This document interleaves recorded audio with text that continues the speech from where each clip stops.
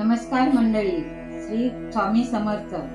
मी माझ्या YouTube चॅनेलमध्ये तुम्हा सर्वांचे मनापासून खूप खूप स्वागत करत आहे। मंडळी, येत्या शनिवारी 23 तारखेला कालभैरव जयंती येत आहे। कालभैरव व त्यांची उपासना साधकांनी यथाशक्ती यथामती कशी करावी याविषयी आपण अगदी थोडक्यात जाणून घ्यायचा प्रयत्न करूया। श्री कालभैरव हे भगवान शंकराचे 5वे अवतार आहेत असे मानले जाते।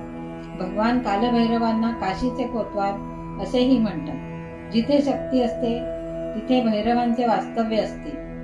माता वैष्णव देवीची यात्रा भैरवनाथाचे दर्शन केल्याशिवाय पूर्ण होत नाही हे आपणा सर्वांना माहीत आहेच। भैरवांचे वाहन श्वान आहे। भारतात बहुतेक ठिकाणी भैरवनाथांची मंदिरे आहेत। बाबा भैरवनाथ अतिशय जागरूक असे शिवरूप आहे। त्यांच्या दर्शनानेच आपणा सर्वांची मोठी मोठी पापे धुतली जातात असे म्हणतात। आता आपण त्यांच्या उपासनेकडे वळूया। कालभैरवांची उपासना ही सूर्यास्तानंतर करावी। दिवसा केली तरी चालेल। भैरव बाबांच्या मंदिरात जाऊन त्यांची मनोभावे पूजा करावी। त्यांना श्रीफल अर्पण करावे। कालभैरव अष्टक 11 वेळा म्हणावे। हे कालभैरव अष्टक अत्यंत प्रभावशाली आणि सकारात्मक ऊर्जा निर्माण करणारे आहे। त्याचे तुम्ही पठण किंवा श्रवण करू शकता।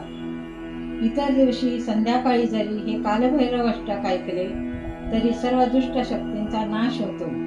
आपली जी काही अडलेली कामे आहेत ती पूर्ण होतात आणि एक प्रकारची सकारात्मक ऊर्जा आपल्या घरात खेळू लागते। सर्व प्रकारचे शोक, मोह, दैन्य, लोभ, कोप, ताप सर्व काही नष्ट होतात। तरी तुम्ही यथाशक्ती यथामती बाबा भैरवनाथांची उपासना करावी आणि त्यांची कृपादृष्टी आपणा सर्वांवर राहावी हीच प्रार्थना। ओम श्री कालभैरवाय नमः। माझी ही माहिती आवडली असेल तर माझे चॅनेल नक्कीच सबस्क्राईब करा। तोपर्यंत आनंदी रहा, खुश रहा। धन्यवाद।